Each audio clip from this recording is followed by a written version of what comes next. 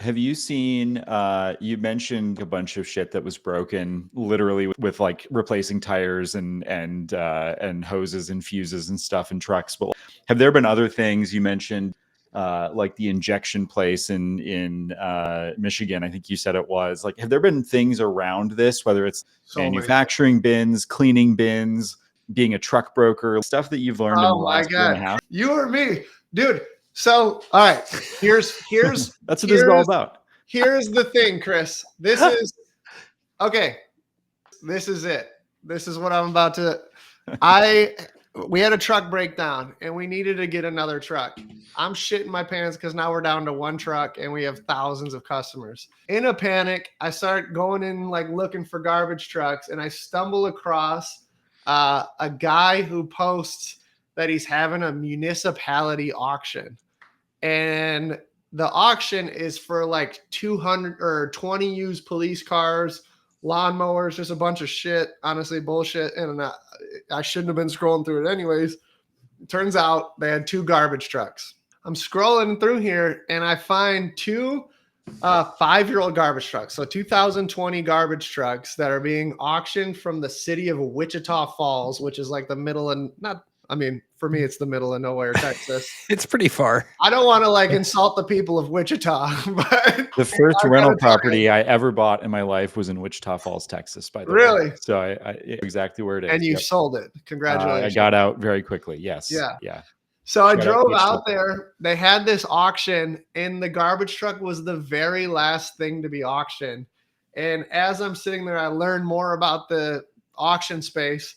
Long story short, municipalities that service their own trash like are just trying to service the trash. So what they'll do is they'll buy these trucks and they'll keep them for 5 years when they're under warranty, and then sell them right at the 5-year mark, no matter what quantity, like what state they're in. Most of them are in great condition because they're municipality trucks, and 5 years is nothing. So I get out there and they had two trucks, one with like 50,000 miles and one with 40,000 miles. These are 2020 diesels, Mac diesels with like, in my opinion, no miles on them. And basically, they're just constantly cycling through trucks. They go and buy one with the taxpayer dollar, $400,000 truck, run it for 5 years, put it up for auction. Whoever buys it, buys it. The auction I went to was in person only. So I show up, we're sitting through this auction. It goes on for like 6 hours. We leave, we drink some beers, we come back. Turns out there's only one other guy at the auction who wants the garbage truck, and he's like a broker. Like he buys them and then sells them to other people. And like I'm a little bit greasy. Like I'm like, who's the other guy here? And I'm like asking the auction guy. I'm like, who else? Like who am I competing with? Like kind of being coy. And he's like, that guy. And I go and talk to this guy. And I was like, so which? And at first he's not giving me anything, but then I was like, so which one you got your eyes on? I was like, it looks like this is going to be a bloodbath, huh? Because like I really need a truck. And he goes, I tell you what, he goes, if you don't bid on that one, I won't bid on this one, and we'll call it a day. Dude, his truck went up first. I no bid it.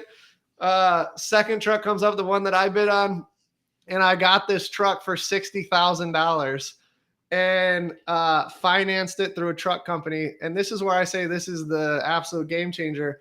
3 of those trucks are for sale online right now, both in Facebook and just public websites, for $200,000 to $250,000. And I financed the truck 0% down. So like I could have just went to this auction, bought the truck with 0% down on financing, turned around, put it on Facebook Marketplace or some sort of public, truck sales website, and probably made 150 grand, which is more than I'll make in a year's worth of picking up thousands of houses of trash a day. Yeah. And so like there's shit like that. I think that's like a real low hanging fruit, because if you really break down everything that just happened there, like municipalities are having auctions every day. There is no standard like auction house. It could be a guy in his house who shows up and auctions right at the lot, or it could be like a Gov Deals website. And I think if you just built a directory of like every municipality, let's just say in Texas, and then you call them and you say, hey, when's your next auction? Because they're all doing auctions. and you just say you'll drive traffic to the auction, tell us what you're auctioning and when, and you create an inventory of like that, and then you bring the buyers in like a little bit of a marketplace. I think you could I want to do this. One, I want cheap trucks. And then two, I'm like, anything that I buy cheap, I could just sell. And again, I'm competing with dudes who like don't get this. Like they have no clue. Like they're smoking cigarettes and goes, can I get a one? Can I get a two? Like just pointing at stuff over here. And I think just niche equipment sales could crush it online. They're already crushing it. I just don't see like an easy way to buy it. So I think there's a lot of cross pollination. I think that a trash company that's like making the bins too is printing money. My average order with them is like $15,000, and I'm like their smallest client. So like, how much is it going to cost for me to buy like an injection mold machine? Mm-hmm. I don't love them because they're not subscription businesses, but I got to tell you, those companies are printing money for sure. Like, they probably don't trade at multiples, but